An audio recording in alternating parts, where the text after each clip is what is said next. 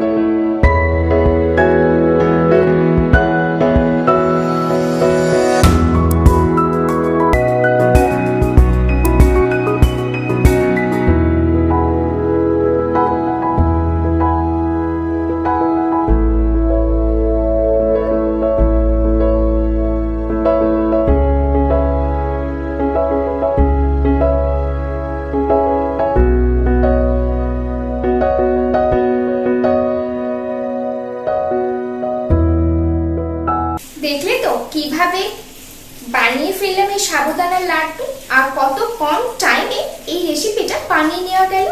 তো তোমরাও চটচট বানিয়ে ফেলো বাড়িতে বসে। আর গণেশ চতুর্থীর দিন এরকম একটা রেসিপি অবশ্যই কিন্তু বানিও। আর সেই পিকচার আমাকে আমার ফেসবুক পেজ আছে, আমাকে দিতে পারো। আর ইনস্টাগ্রাম আছে, ইনস্টাগ্রামেতেও শেয়ার করতে পারো। আর এই দুটো লিংক আমি আমার ডেসক্রিপশন বক্সে দিয়ে দেব। আবার কোনো একদিন চলে আসবো কোনো একটা সুন্দর রেসিপি নিয়ে। ততক্ষণ ওদের সবাই খুব খুব ভালো থেকো। টাটা।